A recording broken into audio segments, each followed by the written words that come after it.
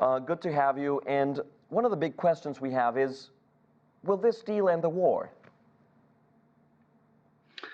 Well, barring any glitches or last-minute hang-ups, the ceasefire should go into effect Sunday night Eastern Standard Time, Monday morning in the Middle East.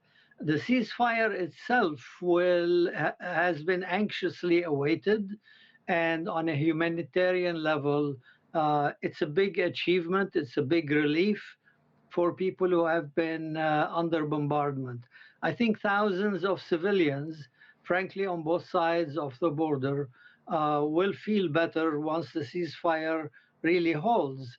And if it holds for 40 days, then you move on to the next stage. Now, does this end the war is a tough question. I think there are doubts because intentions on many sides are not that good in terms of the future of Palestinian sovereignty, long-term Palestinian rights.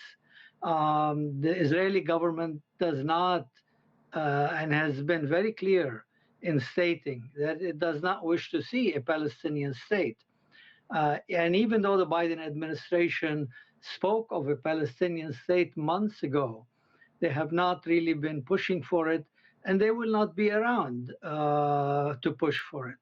So the future of Gaza itself, if Israeli troops withdraw completely by the third phase and reconstruction begins, that's a big relief. But if Gaza remains surrounded by Israeli troops, if it remains blocked so that citizens can't get out of the Gaza territory, then the Palestinians will be back where they were on October 7th. So unless there are some serious efforts to put American weight behind the future of Palestinians in the region, then I'm afraid it'll be a matter of months, a year, 2 years, and then we may be back where we started. I want to move on to this negotiation the U.S. president spoke about. From a diplomatic point of view, could you give us some context in terms of what do you think were the hardest parts to negotiate?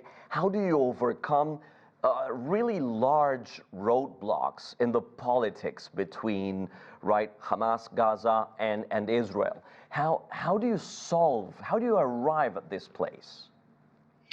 Well, part of the problem and why there are doubts remaining today is that some very high-level negotiators from the U.S., certainly, William Burns from Qatar, from Egypt, have been involved on a day-to-day basis negotiating what in the end was mostly details, logistics.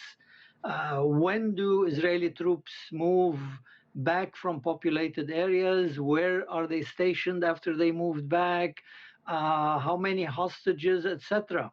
There are always troublesome details. The Israelis wanted names of all the hostages that were still alive. Those were not forthcoming. The Palestinians wanted guarantees beyond the prisoner exchange. They wanted some guarantee that the ceasefire would be permanent. And this is not something that the Netanyahu government was willing to sign on to. And so the negotiations involved a lot of details that are important, but in the end, they are not the end game.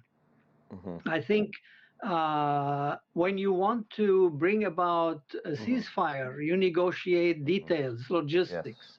But when you want to bring about peace, then you have to talk about the future. What kind of a future do the Palestinians want?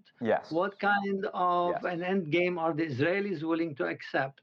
And try to find a compromise that satisfies those needs.